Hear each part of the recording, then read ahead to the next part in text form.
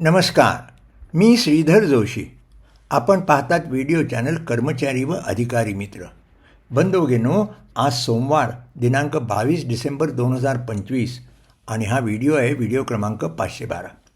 मित्रांनो, गेल्या आठवड्यामध्ये शासनाने खूप महत्त्वाचे काही शासन निर्णय निर्गमित केलेले आहेत. त्याविषयीचा व्हिडिओ मी करीन, तो उद्या मी प्रसारित करीन. पण आजच्या व्हिडिओमध्ये आपण विचारलेल्या प्रश्नाला मी उत्तरं देणार आहे. आजच्या व्हिडिओमध्ये 13 प्रश्नांना उत्तर देणार आहे. वेळ न दवडता प्रश्नांची उत्तर देण्यास सुरुवात करतो. पहिला प्रश्न आहे, या प्रश्नकर्त्यांचा राहुल जाधव नावाच्या कर्मचाऱ्यांनी लिहिलेला आहे की त्यांचं म्हणणं की एक कर्मचारी आहे जो तांत्रिक सहाय्यक म्हणून 1980मध्ये लागला. त्याला नंतर स्थापत्य अभियंत्री सहाय्यक म्हणून 89मध्ये त्याला 1 जानेवारी 89ला ते प्रमोशन मिळालं. आणि त्यानंतर त्यांनी एक व्यावसायिक परीक्षा असते इंजिनियर्ससाठी, ती त्यांनी उत्तीर्ण केली 21/4/90ला. 90ला परीक्षा उत्तीर्ण केली तरी त्यांना नियुक्ती जी मिळाली कनिष्ठ अभियंता म्हणून ती 1/1/2007ला, म्हणजेच ही पदोन्नती होती. आता ते हे ग्रस्त झालेत 31/5/2015ला सेवानिवृत्त झाले. आता या कर्मचाऱ्यांनी मागणी केली आहे की मी ज्या दिवशी परीक्षा उत्तीर्ण झालो म्हणजे 21/4/90ला, त्या दिवसापासून मला मानव दिनांक द्यावा पदोन्नतीचा आणि त्या दिवसापासूनचं मला कनिष्ठ अभियंता या पदाचे सर्व फायदे मिळावेत. आता हे देता येतील का? अर्थात हे फायदे देता येणार नाही. आपण दिलेल्या माहितीवरून हे स्पष्ट होतं आहे की कर्मचाऱ्यांनी जी आवश्यक पात्रतासाठी जी परीक्षा आहे ती पास झाली, पण त्यांना ॲक्च्युअली पदोन्नती म्हणजे जी पदोन्नती देण्यात आली ती कनिष्ठ अभियंता केव्हा मिळाली? 1/1/2007ला. त्यामुळे परीक्षा उत्तीर्ण झाले या दिनांकापासूनच त्याला कनिष्ठ अभियंत्याचं वेतन श्रेणी द्यावी अशा प्रकारची काही तरतूद असेल मला असं वाटत नाही. अशी तरतूद असेल तर मला निश्चित कळवा. पण अन्यथा परीक्षा ही पात्रता परीक्षा आहे. परीक्षा म्हणजे कनिष्ठ अभियंता या पदासाठी पदोन्नतीसाठी ते पात्र झाले, पण त्यांना पदं नसतील तर पदोन्नती दिली गेलेली नाही आणि ती पदोन्नती 1/1/2007पासून दिली आहे. त्यामुळे त्यांना जे आपण म्हणता मानव दिनांक त्यांनी जो मागितला 21/4/90पासून तो देता येणार नाही. चला पुढच्या प्रश्नाकडून वळूया की ह्याच्यामध्ये हे गौतम भालेराव म्हणून आहेत, पोलीस खात्यामध्ये आहेत परभणीमध्ये. त्यांनी एक माझ्याकडे एक लॉ अँड ज्युडिशरी डिपार्टमेंटचं सर्क्युलर पाठवलं 28 फेब्रुवारी 2017चं. आणि त्यामध्ये सर्क्युलरमध्ये असं म्हटलेलं आहे, if the principle of general applicability is capable of being called out from a particular pronouncement of this tribunal, the similarly placed employees, though not before the tribunal, should be given benefit thereof without actually moving this tribunal for the relief. अशा प्रकारचं हे observation किंवा अशा प्रकारच्या directions Maharashtra प्रशासकीय न्यायाधिकरणाने 14/12/2016च्या निर्णयात दिलेलं आहे. आणि या निर्णयावर एक व्हिडिओ करावा अशी भालेराव यांनी विनंती केली आहे. मी भालेरावांना एवढं सांगेन की हे महाराष्ट्र प्रशासकीय न्यायाधिकरणाने दिलेला निर्णय जरूर आहे. याच्याविषयी याचा उल्लेख मी पूर्वीच्या काही व्हिडिओमध्ये केला होता, पण याच्यासाठी स्वतंत्र व्हिडिओ करण्याची काही आवश्यकता नाही. कारण शेवटी शासन विचार करतं एखाद्या निर्णयामध्ये दिलेल्या मॅटने दिलेल्या डायरेक्शन्स असतील त्या प्रकरणामध्ये नेमकी परिस्थिती काय, तशीच परिस्थिती इतर कर्मचाऱ्यांच्या बाबतीमध्ये असेलच असं नाही.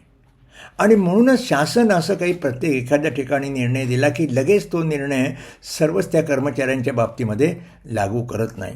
उदाहरणार्थ आपल्याला माहिती असेल की काही न्यायालयाने निर्णय दिले होते की 30 जूनला जे सेवानिवृत्त होतात त्यांना 1 जुलैची वेतनवाढ, काल्पनिक वेतनवाढ द्यावी, असे काही प्रकरणामध्ये निर्णय त्या न्यायालयाने दिले होते. पण त्या न्यायालयाने निर्णय दिल्यानंतर हा न्यायालय निर्णय तपासून इतर प्रकरणातील वस्तुस्थिती लक्षात घेऊनच मग केंद्र शासनाने आणि राज्य शासनाने देखील एक आदेश काढून जे सर्व 30 जूनला जे रिटायर होतात त्यांना 1 जुलैलाची काल्पनिक वेतन द्या असा. थोडक्यात आपण म्हणतात त्याप्रमाणे अधिक काही व्हिडिओ करण्याची आवश्यकता मला वाटत नाही. या पद्धतीचा हा जो मॅटनी जो निर्णय दिला आहे तो मॅटच्या निर्णयाची यापूर्वी देखील मी चर्चा केलेली आहे. चला प्रश्न क्रमांक 3. ह्या प्रश्नकर्त्यांचे वडील होते गुड्स अँड सर्व्हिस टॅक्स डिपार्टमेंटमध्ये लातूरमध्ये. ते कधी कॉन्स्टेबल म्हणून 1981मध्ये जॉईन झाले. प्रमोशन त्यांना 1993मध्ये मिळालं, पण त्यांनी ते प्रमोशन रिफ्यूज केलं. आणि मग आता यांचं असं म्हणणं आहे, त्यांनी प्रमोशन रिफ्यूज केलं ही गोष्ट खरी आहे, पण त्यांना काही आश्वासित प्रगती योजनेचा लाभ मिळाला नाही. कर्मचाऱ्यांनी एखाद्या जर नियमित पदोन्नतीसाठी ज्या त्यांची निवड झाली आणि त्यांना पदोन्नती मिळाली, ती जर नाकारली तर त्यांना आश्वासित प्रगती योजनेचा लाभ देता येणार नाही. म्हणून मी आपल्या सांगेन की आपण कर्मचारी मित्र या व्हिडिओ चॅनलला सबस्क्राईब केलं असेल तर आपण व्हिडिओ क्रमांक 325 पहा. आणि या 325च्या व्हिडिओचा विषयच आहे पदोन्नती नाकारल्याचे परिणाम. आणि पदोन्नती नाकारताना 10 वेळा विचार करावा. आणि त्या व्हिडिओसोबत 12/9/2016चा शासन निर्णय जोडलेला आहे, तो आपण पहा, म्हणजे आपल्या प्रश्नाचं आपल्याला उत्तर मिळेल. प्रश्न क्रमांक 4 यांची एक अर्जदाराचे हे ज्यांनी माझ्याकडे मेल केलेली आहे, प्रश्न विचारला आहे. या प्रश्नकर्त्यांचे वडील खाजगी संस्थेमध्ये माध्यमिक शिक्षक होते. त्यांनी काही रजा घेतली आणि रजा घेतली, बहुतांश विधान परवानगी असावी, त्यांना संस्थेने काढून टाकलं. मग यांनी महाराष्ट्र युनिव्हर्सिटी ट्रिब्युनलकडे गेला आणि निकाल यांच्या बाजूनी झाला, पण संस्थेने त्यांना काही रुजू करून घेतलं नाही. संस्थेने न्यायालयात अपील केलेलं आहे आणि अपील अजूनही पेंडिंग आहे. आता यांचं म्हणणं आहे कोर्टात प्रकरण प्रलंबित असलेला काळ हा सेवा काळ धरला जाईल का? आधी कोर्टाचा निर्णय काय तो पहा. त्या कोर्टामध्ये असलेल्या प्रकरणाचा जेव्हा निकाल लागेल त्यावेळेस कदाचित आपल्या किंवा या प्रश्नाचं उत्तर कोर्टच आपल्या निकालपत्रात देईल. अन्यथा एकदा निकालपत्र मिळालं की मग माझ्याशी संपर्क करा. किंवा त्याच्या आधी जर माझा सल्ला पाहिजे असेल तर कागदपत्रासह मला भेटा. त्याच्यासाठी माझी मुलाखतीची वेळ आणि तारीख ठरवून घ्या. त्याच्यासाठी वर्षा सावरखंडे यांना फोन करा आणि त्यांचा फोन नंबर आहे 02025608163. पुन्हा सांगतो 02025608163. पुढचा प्रश्न पाहूया की या मग प्रश्नकर्त्यांचं म्हणणं आहे की एखाद्या कर्मचाऱ्याच्या विरुद्ध सर्व्हिसमध्ये असताना FIR जर लॉन्च झाली असेल आणि तो मनुष्य आता रिटायर झाला तर त्याला काय निवृत्तीवेतनविषयक लाभ देता येतील. तर याच्या संबंधी मी आपल्याला सांगेन की एकदा जर त्याच्याविरुद्ध फौजदारी कारवाईला FIR लॉन्च झाला असेल आणि त्याचा कॉग्निझन कोर्टाने घेतला असेल तर त्याला नियमित निवृत्तीवेतन मिळत नाही. त्यांना फक्त तात्पुरतं निवृत्तीवेतन मिळतं, त्यांना सेवा उपदान देखील मिळत नाही.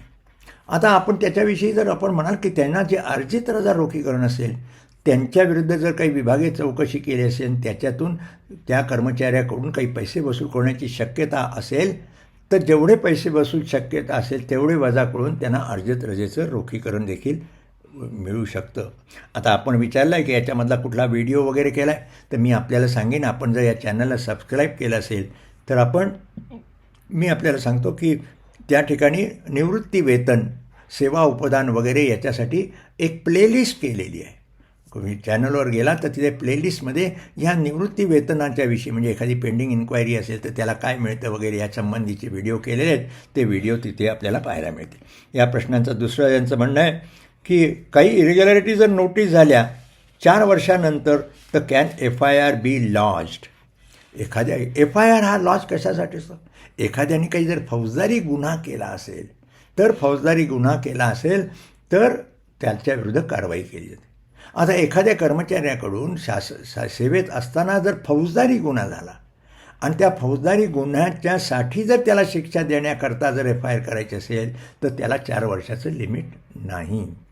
परंतु त्या कर्मचाऱ्याच्या विरुद्ध निवृत्तीवेतन थांबवण्याच्या उद्देशाने जर FIR लॉन्च केला तर मात्र त्याला 4 वर्षाची मुदत आहे. यांचा तिसरा प्रश्न आहे की एखाद्या कर्मचाऱ्याविरुद्ध विभागीय चौकशी सुरू करण्यात आली आणि तो जर आता रिटायर झाला आणि त्याला आता जर नोटीस मिळाली की पनिशमेंट त्याला पेनल्टी देण्याच्या पूर्वी एक नोटीस मिळाली तर ही नोटीस कुठल्या नियमांद्वारे वगैरे दिली जाते? असं मनुष्य एकदा सेवानिवृत्त झाला तर त्याच्याविरुद्ध जी विभागीय चौकशी करायची असते ती महाराष्ट्र नागरी सेवा शिस्त अपील नियम 1979च्या नियम 8 आणि महाराष्ट्र नागरी सेवा निवृत्तीवेतन नियम 1982च्या नियम 27च्या विचारात घेऊन ती कारवाई करायची असते. आता ही नोटीस आपल्याला मिळालेली आहे. आता नोटीस मिळाली असेल तर साहजिकच त्याला आपल्याला उत्तर द्यावं लागेल. पण आपण जो विचारला की यातले कुठले रूल आहेत, तर मी आपल्याला सांगेन की महाराष्ट्र नागरी सेवा निवृत्ती वेतन नियम 1982च्या नियम 27मध्ये हे रूल दिलेले आहेत. ते आपण पाहावे. हे रूल आपल्याला कुठे पाहायला मिळतील? आपण या चॅनलला सबस्क्राईब केलं असेल तर मी मगाशी सांगितल्याप्रमाणे निवृत्ती वेतन, सेवा, उपदान वगैरे या विषयावरचे जे व्हिडिओ केलेले आहेत ते सर्व व्हिडिओ प्लेलिस्टमध्ये आपण जा, तिथे आपल्याला व्हिडिओ मिळतील आणि ते व्हिडिओ जर पाहिले तर हा नियम 27चा उतारा देखील आपल्याला त्या ठिकाणी उपलब्ध होऊ शकेल. पुढच्या प्रश्न 6. या प्रश्नकर्त्यांचं म्हणणं आहे रिटायर्ड एज्युकेशन ऑफिसर आहेत आणि यांना पाहिजे होता Ashok Bhagwat versus school education department यामधला जो मॅटचा जो निर्णय आहे तो त्यांना मिळावा. तर मी यांना एवढं सांगेन की हा मॅटचा निर्णय आपल्याला निश्चित मिळेल. तर आपण जर कर्मचारी मित्र या व्हिडिओ चॅनलला सबस्क्राईब केलं असेल तर आपण कृपया व्हिडिओ क्रमांक 198 पहा आणि 198च्या मध्येच मी हा अशोक भागवत विरुद्ध स्कूल एज्युकेशन डिपार्टमेंट हा जो निर्णय दिलेला आहे मॅटनी तो त्या ठिकाणी जोडलेला आहे, तो आपल्याला पाहायला मिळेल. आता पुढच्या प्रश्नावर या प्रश्न क्रमांक 7. हे जिल्हा परिषदेमध्ये हे ज्युनियर अकाउंट्स ऑफिसर आहेत आणि 1 वर्षापासून त्यांची सेवा झाली आहे. आता त्यांनी काहीतरी PhD ते करतायत. यांचं म्हणणं मी PhD झाल्यानंतर मला इन्क्रिमेंट मिळेल का? आपण अकाउंट्स ऑफिसर आहात, आपण PhD झाली म्हणून आपल्याला कुठलीही आगाऊ वेतनवाढ मिळणार नाही अशी कुठेही नियमामध्ये तरतूद नाही. प्रश्न क्रमांक 8. या प्रश्नकर्त्यांचं म्हणणं आहे की मॅटने 2 जानेवारी 2025ला निर्णय दिला आणि हा खरा आहे. राशिद शेख यांनी हा प्रश्न विचारला आहे किंवा सूचना केलेली आहेत. हे राशिद शेख हे कर्मचारी मित्र या चॅनलला पहिल्यापासून जे व्हिडिओ पाहतात, यातल्या व्हिडिओ काही डाउनलोड करून घेतात, त्याच्यावरच्या माहितीमध्ये इतरांना देखील मदत करतात. त्यांचा नेहमीच माझ्याशी संपर्क असतो, व्हिडिओमध्ये विचारणा वगैरे करतात आणि माझ्या तब्येतीची देखील आतुरतेने किंवा आस्थेने माझ्याकडे चौकशी करतात. त्यांनी एक सुचवलं आहे, त्यांनी एक माझ्याकडे मॅट निर्णय पाठवलेला आहे आणि मॅट निर्णय तो फार एका महत्त्वाचा आहे. एक पोलीस हेड कॉन्स्टेबल होते, ते परीक्षा पास झाले आणि त्यांना पोलीस सब इन्स्पेक्टर या पदासाठी त्यांची निवड झाली. पण त्यांना त्यांच्या पोलीस सब इन्स्पेक्टर या ट्रेनिंगला काही पाठवलेलं नव्हतं तिथल्या सुपरिटेंडंट ऑफ पोलीसने म्हणून मग ते मॅटमध्ये गेले होते आणि मॅटनी त्यांना डायरेक्शन दिले. पोलीस कर्मचाऱ्यांच्या दृष्टीने हा मॅटचा निर्णय महत्त्वाचा आहे, याच्यावर व्हिडिओ करावा अशी राशिद शेख यांची सूचना आहे. त्याप्रमाणे हा निश्चितच मी व्हिडिओ लवकरच करीन. चला प्रश्न क्रमांक 9.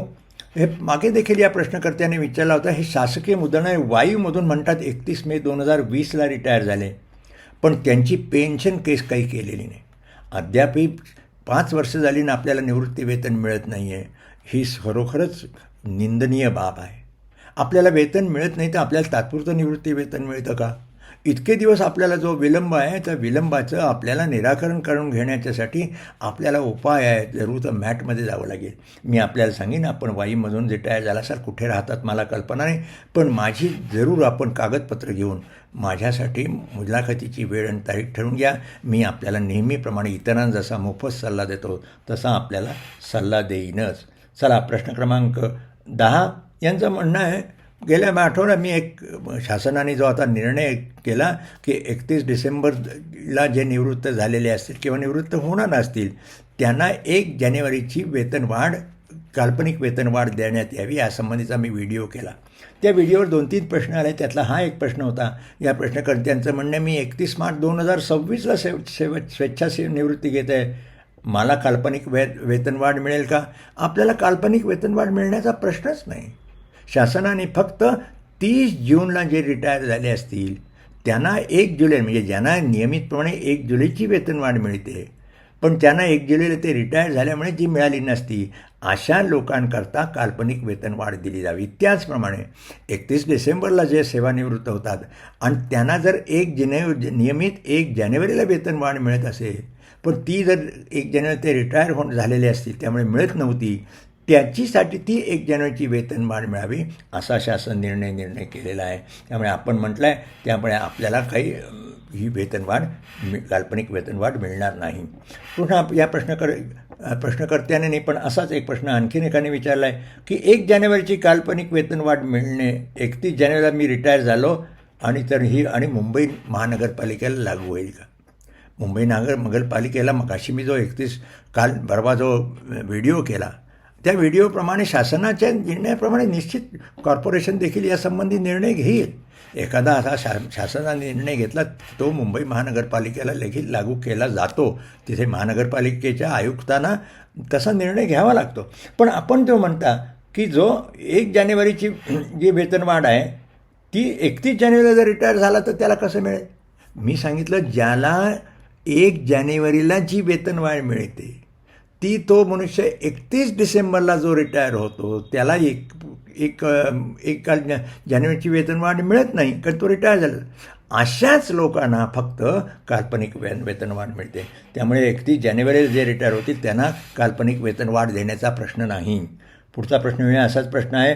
31/12/2021ला हे निवृत्त झाले, वेतनवाढ जुलैला आहे तर फायदा मिळेल का. फायदा मिळणार नाही. ही 31/12चा जो व्हिडिओ केला किंवा शासनाने निर्णय केला नुकताच तो कुठल्या बाबतीत आहे. ज्यांना 1 जानेवारीला वेतनवाढ मिळत होती त्यांना. कारण वेतनवाढ द्यायची याला 12 महिन्याची अर्हताकारी सेवा झालेली असली पाहिजे. आता आपली वेतनवाढ जर जुलैला आहे तर मग आपल्याला याचा कारण आपण 31/12/21ला जरी निवृत्त झाला तरी आपल्याला 1 जुलै 2021ची वेतनवाढ मिळालेली आहे आणि 31/12/2021ला होता तोपर्यंत तुमची 12 महिन्याची सेवा झालेली नसते अर्हताकारी सेवा, म्हणून तुम्हाला वेतनवाढ मिळणार नाही. चला आजच्या शेवटच्या प्रश्न करूया. हा जिल्हा सेवा शिस्त व अपील नियम 1964च्या बाबतीत काही मार्गदर्शन यांना पाहिजे का. या सेवानिवृत्त ग्रामसेवक वगैरे आहेत, निलंबन 90 दिवसानंतर सर्व लाभ देण्यात यावेत असं पत्र CO यांनी उस्मानाबादला वगैरे दिलं असं याच्यात म्हटलं आहे. त्यांनी जो कॉमेंट केलेली आहे त्याच्यामध्ये हा उल्लेख आहे. त्यामुळे नेमका प्रश्न यांचा काही मला समजला नाही. पण मी यांना सांगेन की महाराष्ट्र जिल्हा परिषदेच्या जिल्हा सेवा शिस्त व अपील नियम 1964 आहेत याच्यावर मी व्हिडिओ केलेले आहेत आणि यातला जो व्हिडिओ आहे तो व्हिडिओ क्रमांक आपण 76 पहा. जिल्हा शिस्त व अपील जिल्हा परिषदेच्या जिल्हा सेवा शिस्त व अपील नियम 1964च्या नियमांची सविस्तर चर्चा त्या व्हिडिओमध्ये केली ती आपण पहा. मित्रांनो खूप वेळ झाला, आता येथेच थांबतो. आपल्या व्हिडिओ आवडला असेल तर लाईक करा, शेअर करा, इतरांना फॉरवर्ड करा आणि या चॅनलला सबस्क्राईब केलं नसेल तर आपण जरूर करा. आता येथेच थांबतो. पुन्हा आपण भेटणार आहोत उद्याच एका नव्या व्हिडिओसोबत. नमस्कार.